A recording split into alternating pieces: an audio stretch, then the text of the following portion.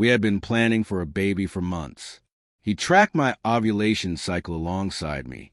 We made name lists, scrolled through Pinterest boards, picked out paint colors, and shared little jokes about whose nose our child might inherit. We were so ready for this next phase of life. But I cheated during that crucial time. Honestly, I don't even know what I was thinking. Everything felt overwhelming. I was anxious about whether my period would come again. When I told him how worried I was, he just brushed it off and told me to relax. I felt ignored and unloved.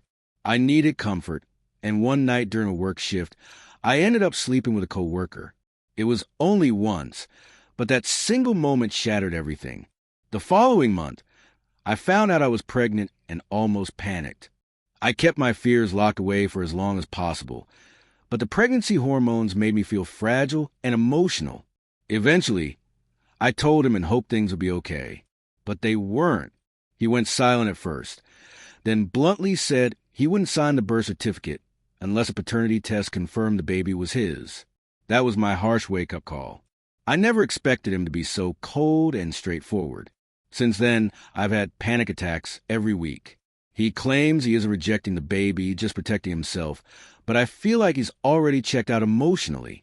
I beg him to wait until the baby was born before making any decisions. He says waiting is pointless, and it'll be too late to undo things by then. He's been reading up on legal procedures and insists I get a prenatal paternity test. I refuse, but he threatens to take me to court if I don't comply. We haven't even reached the third trimester, and it already feels like a courtroom drama. I sleep alone now. He's moved to the spare room. Sometimes I hear him crying when he thinks I'm asleep. I want to mend this. I want to believe the baby is still ours. The guilt eats me alive, and I struggle to keep functioning. My mom tells me to give him space, but I can't. I know it's selfish, but I'm pregnant. Exhausted, swollen, sick, and I need him to be there for me and our child. Update 1. He left for his parents' house nearly 3 weeks ago, saying he needed some air, but I know he just couldn't stand being near me anymore. He still texts to check on the pregnancy, asking cold, detached questions like if the baby has moved or how the checkups went. But nothing personal, nothing about me. Maybe I deserve that. But what I did wasn't the huge betrayal he believes. It wasn't a secret relationship or a double life, just one mistake. I've read stories here where betrayed partners find a way to heal and rebuild. Why can't I get even a chance at that? I'm ready to do whatever it takes. Honestly, I don't even fully understand why I did it. I just know it destroyed him. Last week, he sent me a draft of a separation agreement. It made my skin crawl. That's when I realized this was really happening. He demanded I go to the clinic for a blood test to confirm paternity. I was shaking uncontrollably for hours. I told him I would agree to a DNA test after the baby is born. He said he can't wait that long and that my hesitation proves the baby isn't his. That hurt more than anything. I can't sleep or eat. Tomorrow, I have to take the paternity test. I want to prove he's wrong, that he's being cruel to both me and our child. I want to confront him with the results and tell him how deeply he's hurt us. Now I'm sitting on the couch, trying not to break down while watching baby videos. The nursery is half painted with a can of yellow paint left open. I can't bring myself to finish it. Every time I step in, I feel undeserving. I don't know if I should fight harder or let go. I don't know if holding on to hope is just foolish. Update 2. Liam was born on December 3rd. He's perfect. I never knew I could love something so deeply. Holding him, I forgot all the pain for a moment. This tiny person didn't ask for any of the chaos I brought into this world. But unfortunately, he's not my husband's child. I still don't understand how it happened. One night, one unprotected encounter, and I got pregnant. Meanwhile, my husband and I had been trying for months. I feel like fate cruelly tripped me up, and now I'm a single mother. I'm staying at my mom's spare room now. I moved out because I had no other choice. When the lab sent us the test results online, he messaged within the hour, saying he would file for divorce in the coming days, and that he never wants to see me again.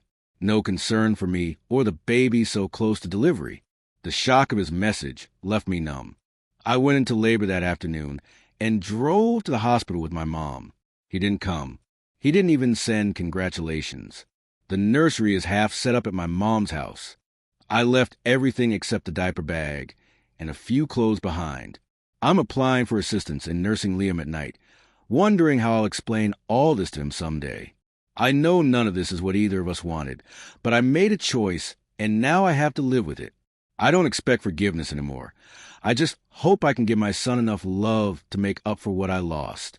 By the way, my coworker has blocked me. If it comes down to it, I'll file for child support from him. His wife won't be happy when that happens. Story 2. 6 months before our wedding, while I was away on a work trip, I hooked up with someone. We were long distance at the time. I was drunk more often than not, craving attention I hadn't felt in a long time.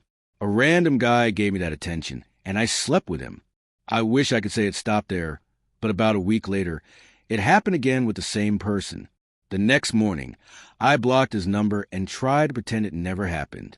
I was too scared to tell my then-fiancé. Months later, an old college ex messaged me on social media. We started catching up innocently. He was married with a baby on the way, too. Gradually, the messages became flirtatious. Nothing physical ever happened, but I knew I was crossing a line with every text. My fiancé found the messages and was devastated. When he asked if there was more, I lied straight to his face. Despite that, he still married me because he loved me and because I convinced him it was just foolish texting. Our marriage counselor keeps pushing me to find the why behind it all. Apparently, my husband needs a clear reason to believe we can heal. That question terrifies me because I do love him. He's been the light in my dark life. I've spent years working through childhood trauma and therapy alongside him. Yet somehow I destroyed it all. The closest thing I have to an explanation is this. Back then, I was spiraling, blacking out from drinking, convinced I was unworthy of love. A part of me thought that if I truly loved him, I should let him go so he could find someone normal. I even tried to break off the engagement multiple times, but he refused. In my darkest moments, I convinced myself that cheating was the only way he would finally leave. Then I panicked, hid the truth, and begged him to stay because I couldn't imagine life without him. It doesn't feel like a real answer, just a weak excuse I keep telling myself. The sex was awkward and awful. There was no thrill, only shame. Has anyone else been through something like this? If you figure out why you sabotaged what you loved, how did you come to understand it?